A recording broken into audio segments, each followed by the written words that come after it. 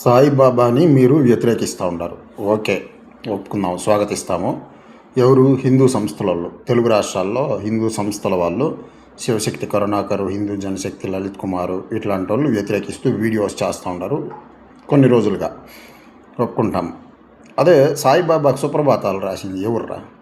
బాపనోళ్ళు కాదా? సాయిబాబా గుళ్ళో అర్చకులుగా పనిచేస్తూ ఉండేది ఎవర్రా? బాపనోళ్ళు కాదా? ఇవన్నీ మీకు తెలియవా? ఎన్ని సంవత్సరాలు కళ్ళు గుడ్డిపోయినాయా? చూడలేదా మీరు? వీళ్ళు హిందూ సంస్థలు లేవంటే బాపనోళ్ళని వ్యతిరేకించరు వీళ్ళు. ఎందుకంటే వీళ్ళంతా ఒక దందా, ఒక బిజినెస్. ఎందుకంటే బాపనోళ్ళే ఈ హిందూ సంస్థల వాళ్ళకి డబ్బులు ఇచ్చి పెంచి పోషిస్తూ ఉండేది. వీళ్ళు అందువల్ల బాపనోళ్ళని ఏం మాట్లాడరు.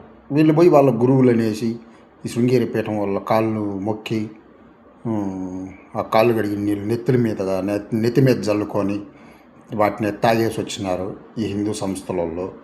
ఈ లలిత్ కుమారు, ఈ కరుణాకరు, ఇట్లాంటి వాళ్ళంతా.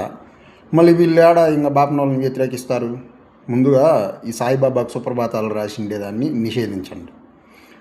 ప్రభుత్వం దృష్టికి తీసుకెళ్ళి ఆ సుప్రభాతాలు అన్నింటినీ డిలీట్ చేయించండి. వాటి మీద నిషేధం ప్రకటన వచ్చే విధంగా తీసుకొని రండి మార్పు. అది కావాలి ముందుగా. మీరు వీడియోలు మాట్లాడేసి యూట్యూబుల్లో, ఫేస్బుక్ల్లో డబ్బులు దొబ్బి తినేది ఆన్లైన్లో, ఇట్లాంటి పనులు, మీ జిమ్మిక్కులు, మీ ఎత్తుగడలన్నీ మాకు తెలుసు. జనాలు ఇప్పుడిప్పుడే తెలుసుకుంటూ ఉంటారు. మీకు ఇంకా కాలం గడవదు, సరేనా? మీ మీద తిరగబడతారు. సాయిబాబా గుళ్ళల్లో బాపనోళ్ళు అర్చకులుగా చేస్తూ ఉంటారు కదా, వాళ్ళని మానేయమనండి.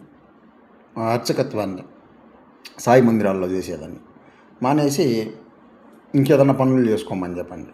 అప్పుడు సరిపోతుంది, సరేనా? వాటి గురించి మాట్లాడరు వీళ్ళు, ఈ హిందూ సంస్థల వాళ్ళు దొంగలు వీళ్ళు, సరేనా?